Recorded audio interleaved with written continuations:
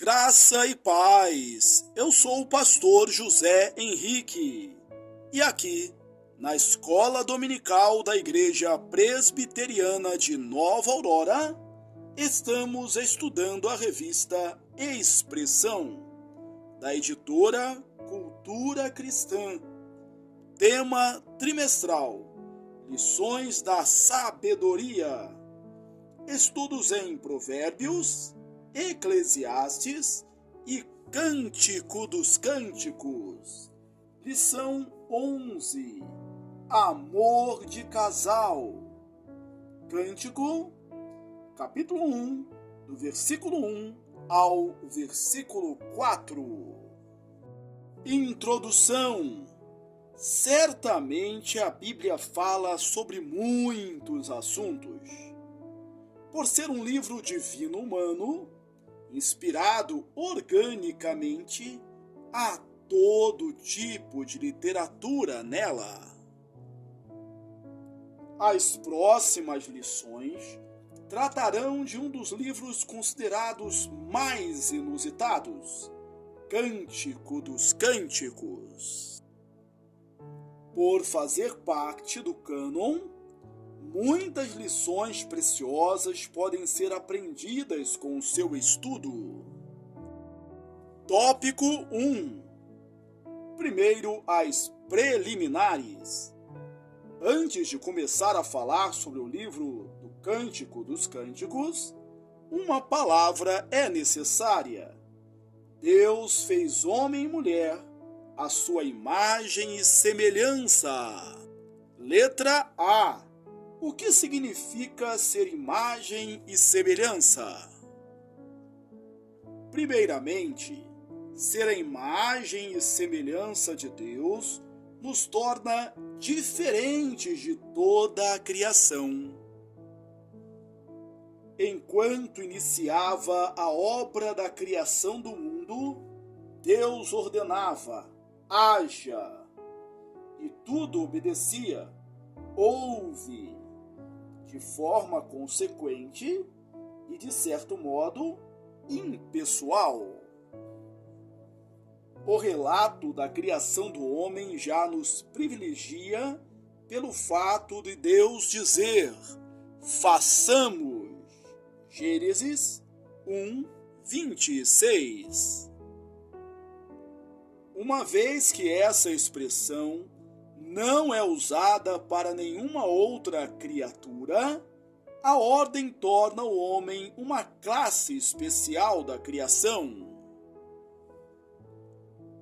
Além disso, o pronome nós pode fazer referência à Trindade, o que fica mais claro na progressividade da revelação. A ideia é que Deus entrou em um conselho divino. Sim, um conselho divino. Como se, depois de ter criado todo o universo, ele concordasse entre as pessoas da Trindade para criar sua obra-prima, o ser humano. Também somos privilegiados pelo fato de que no capítulo 2 do livro de Gênesis, Moisés detalha como o Senhor Deus criou o homem e a mulher, e também o propósito para que foram criados. Gênesis 2, 15 a 18. Essa verdade nos afasta muito do conceito que o mundo quer impor sobre quem é o ser humano. De acordo com o pensamento vigente, o homem é simplesmente um animal racional, Homo sapiens sapiens, ou seja, ele não é tão diferente assim dos outros animais, sendo, na verdade, a obra mais sublime da evolução, que é despropositada e aleatória. Porque ele compartilha esse passado com outros seres viventes.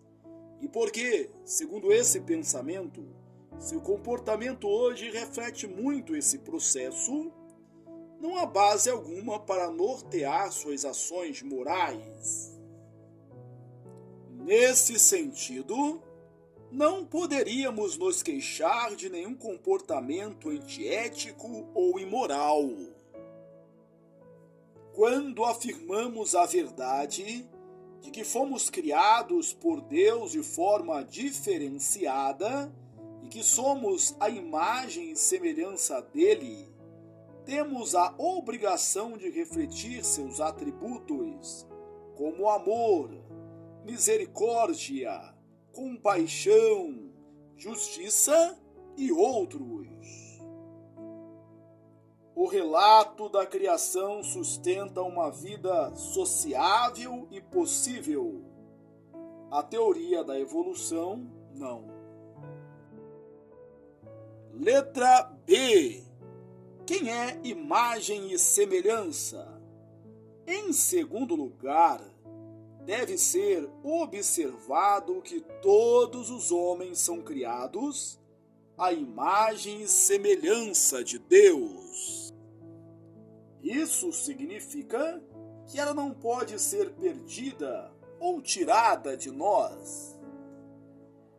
Nem mesmo o pecado, com todas as suas consequências devastadoras, nos privou dessa bênção. Tiago, falando sobre a inconsistência do uso da língua, nos ensina que, com ela, bendizemos ao Senhor e Pai. Também com ela, amaldiçoamos os homens, feitos à semelhança de Deus. Tiago 3, 9. De alguma maneira, mesmo que distorcida, como um espelho estilhaçado, todos os homens e mulheres refletem Deus. Essa verdade traz outro conceito pouco lembrado. Homem e mulher, juntos, são a imagem de Deus. Assim, o sexo masculino, sozinho, não pode ser considerado como totalidade da imagem de Deus, pois ela é refletida também no sexo feminino. Nossa tendência em pensar no homem como imagem e semelhança de Deus logo nos remete à ideia de a masculinidade representá-la de maneira mais fiel ou parecida com o Senhor.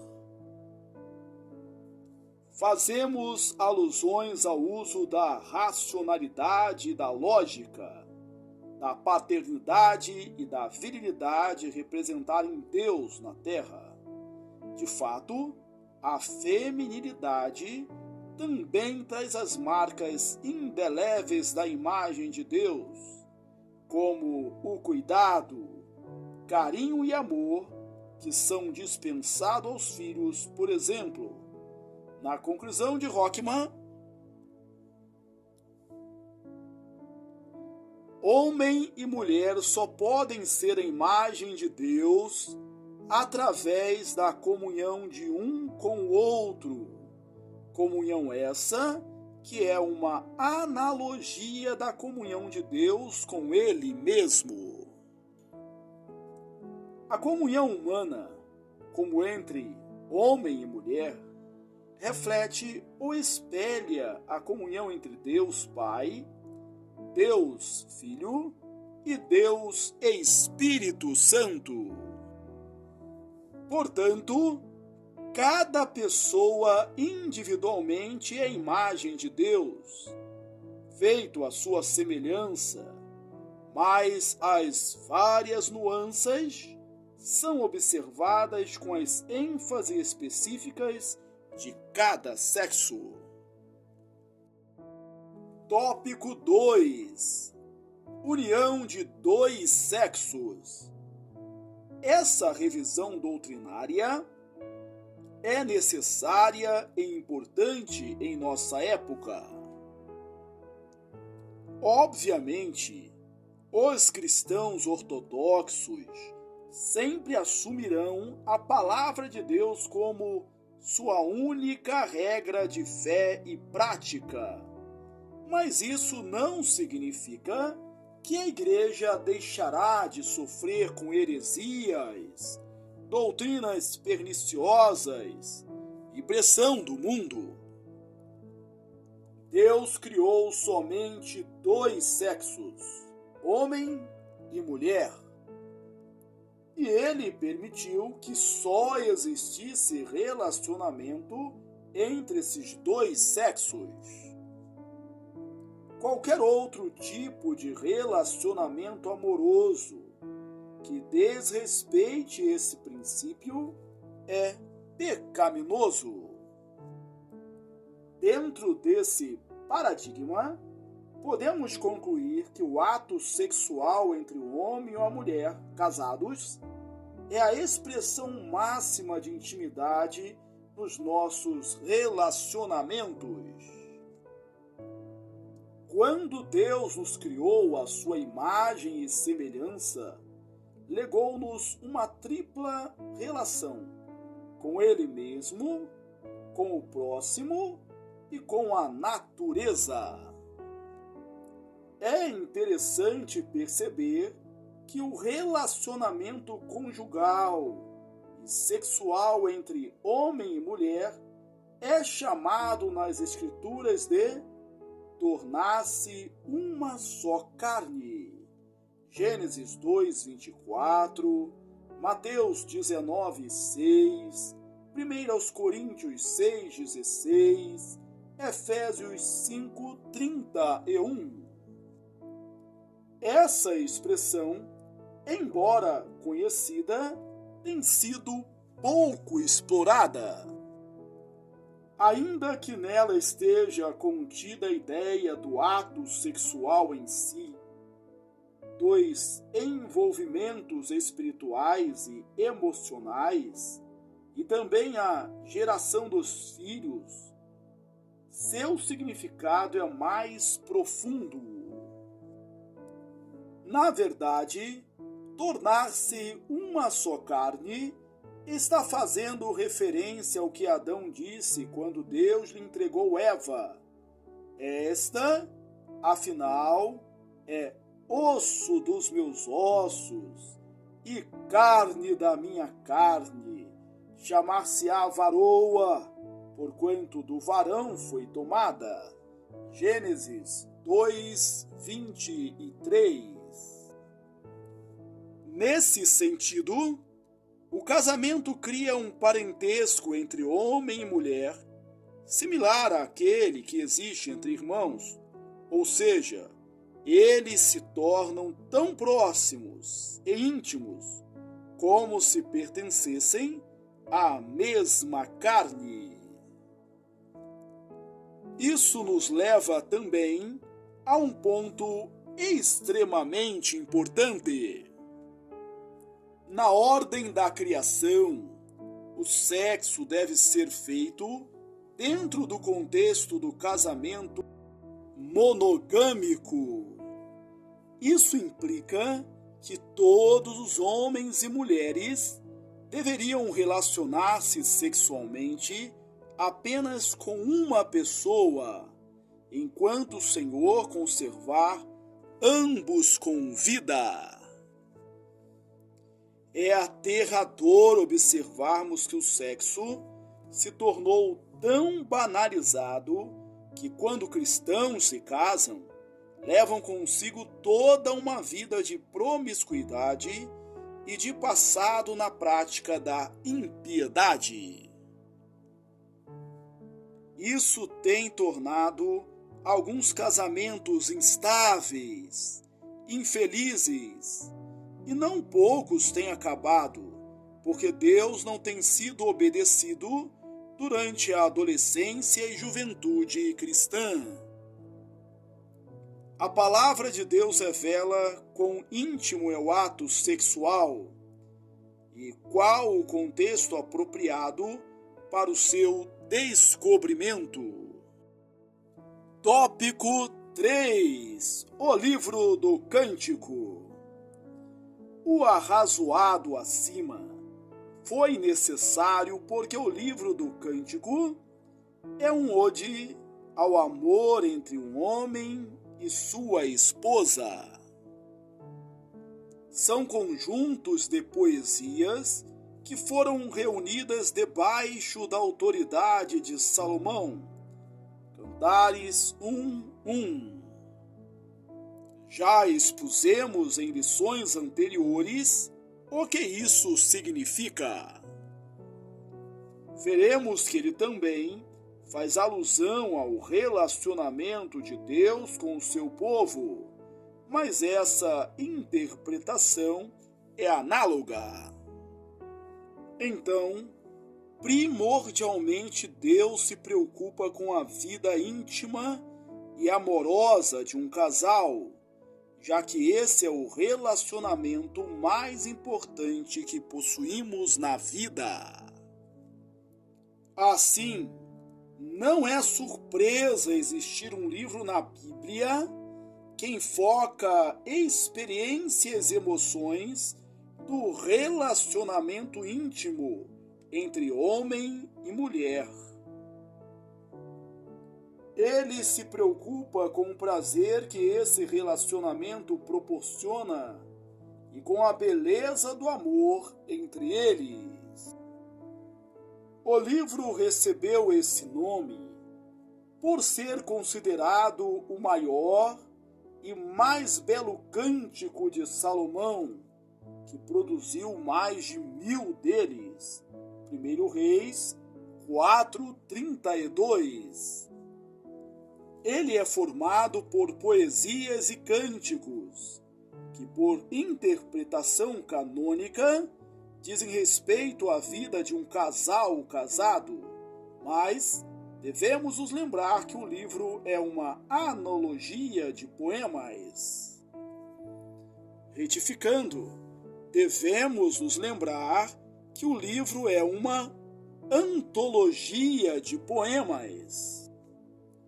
Em alguns poemas, o homem e a mulher estão provavelmente namorando, enquanto em outros, suas intimidades atingem uma intensidade que a cosmovisão bíblica só considerava apropriada num contexto de compromisso público.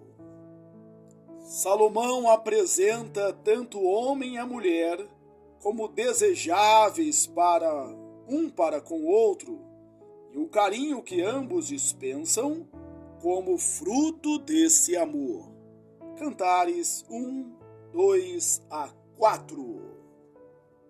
Como afirmamos acima, de forma análoga, vemos o relacionamento entre Cristo e a Igreja, sendo a intimidade sexual a forma mais sublime, intensa e prazerosa da demonstração de amor entre um casal.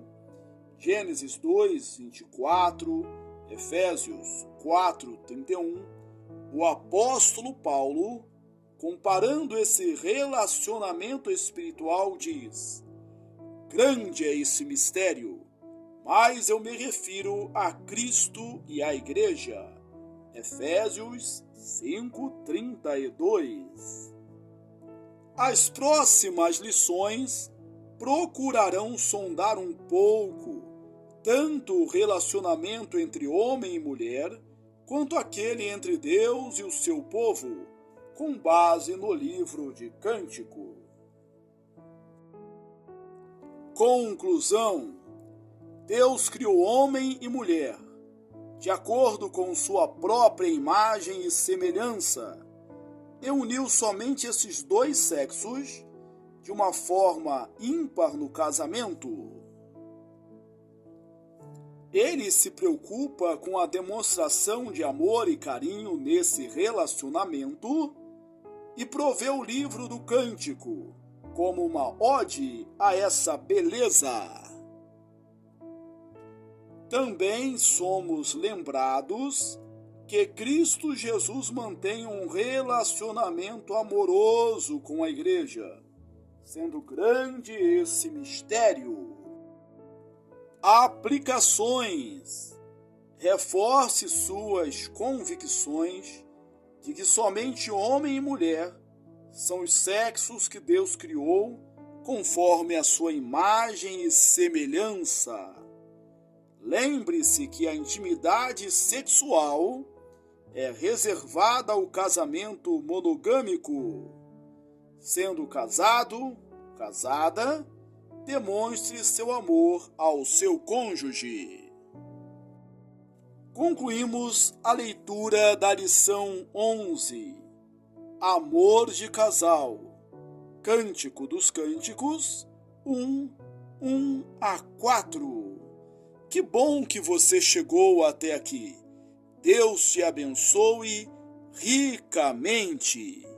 Aproveito essa oportunidade para sugerir que você leia também os meus livros. Você é o que você fala e você é o que você planeja. Um forte abraço e até a próxima, se Deus quiser.